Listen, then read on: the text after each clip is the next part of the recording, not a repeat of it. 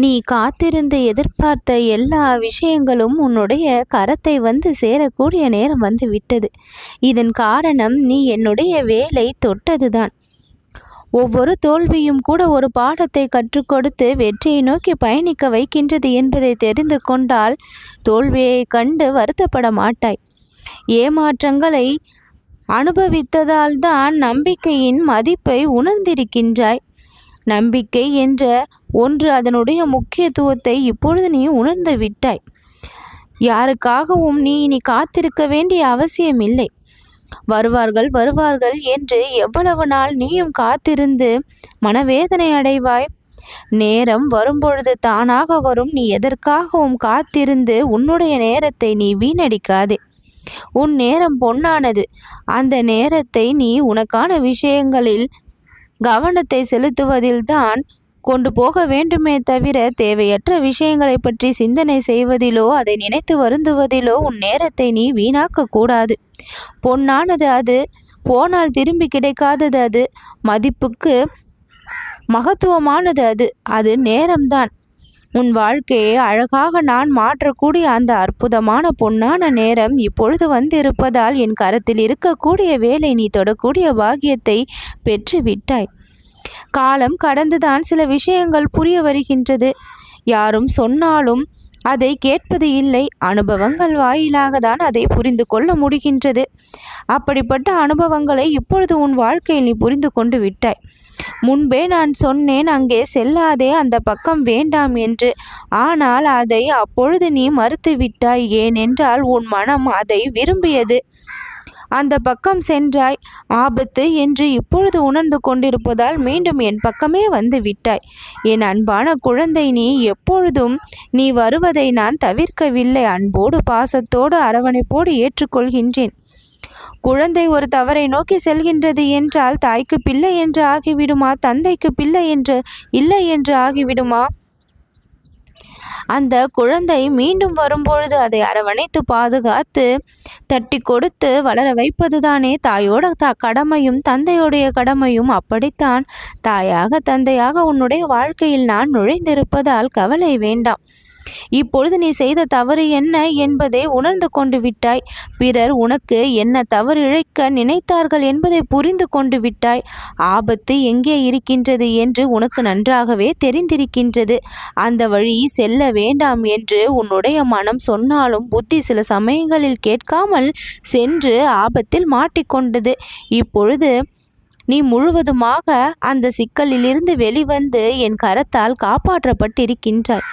உன் எண்ணங்கள் சுத்தமாகிவிட்டது. உன்னுடைய வாழ்க்கை நீ அழகாக ஜொலிக்க ஆரம்பித்துவிடும். இழப்புகள் வாழ்க்கையில் பாடங்களை தான் கொடுக்கின்றது என்பதை தெரிந்து கொண்டால் அந்த இழப்புகள் எதுவும் சுமைகளாகவோ பாரங்களாகவோ வேதனைகளாகவோ மாறாது.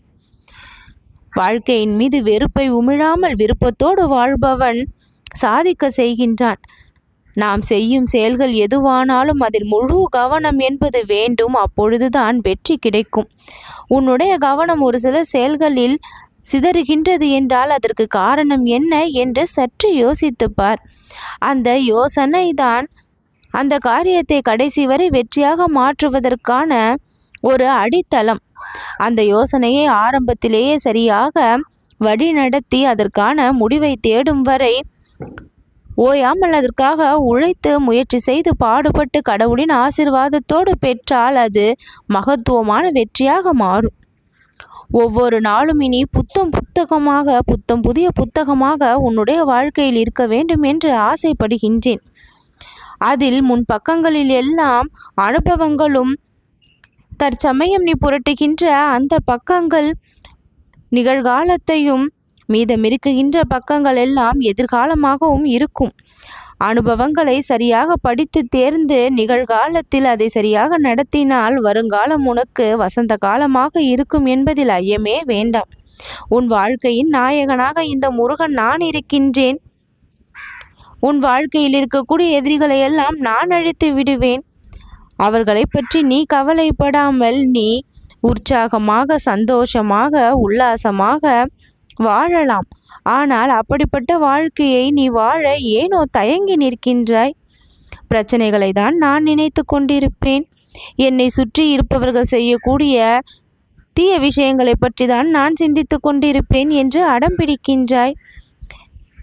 பிரச்சனைகளை பற்றி சிந்தித்து கொண்டே இருப்பதால் பிரச்சனை தீராது.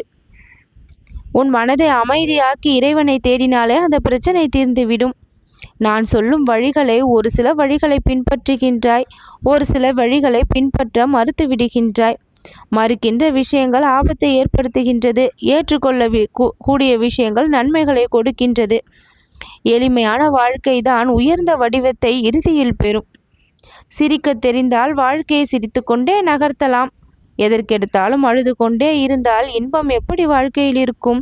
எது வந்தாலும் பார்த்து கொள்ளலாம், நடப்பது நடக்கட்டும், நம் முருகன் நம் பக்கம் இருக்கின்றான், நமக்கு என்ன கவலை என்று இருந்து பார். எல்லா இன்பங்களும் அழகாக உன்னை தேடி வரும். உனக்கு கிடைக்க வேண்டிய விஷயங்கள் நிச்சயம் கிடைக்கும். நான் வரமாக கொடுப்பேன். உன்னுடைய இல்லத்தில் நான் குழந்தையாக வந்து பிறந்திருக்கின்றேன். என்றோ பிறந்து விட்டேன். இன்று கவனித்து உன் வாழ்க்கையை நான் உடனிருந்து தான் பார்த்து கொண்டிருக்கின்றேன். நீ சந்திக்கும் எல்லோரிடமும் அன்பாக பேச வேண்டும் என்று விரும்புகின்றேன். அன்பே சிவம் என்பதை மறந்து விடாதே. அன்பு பிரதானமானது. அதை எல்லோரிடத்திலும் இனிமையாக பயன்படுத்த கற்றுக்கொண்டால் எந்த பிரச்சனையாக இருந்தாலும் சுலபமாக நீ கடந்து சென்று விடலாம். அனைத்தையும் சமாளிக்கக்கூடிய சக்தி உனக்குள் தானாக பிறக்கும். விடாமுயற்சி உன் திறமையை வெல்லும். மனம் அமைதியாக இருந்தால் வெளி உலகத்தில் இருக்கக்கூடிய புயல்கள் எதுவும் உன்னை பாதிக்க முடியாது. அதை ஏன் தெரிந்து கொள்ள மறுக்கின்றாய்?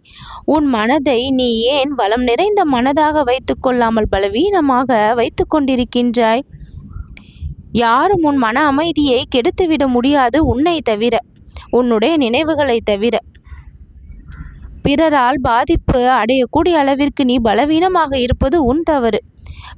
பிறரின் மீது நீ பழி போடுவது நியாயம் அல்ல. உன் ஒரு சில செயல்களும் நினைவுகளும் முடிவுகளும் தான் உன் நிலைமைக்கு காரணம் என்பதை புரிந்து கொள். அதை மாற்ற முயற்சி செய்.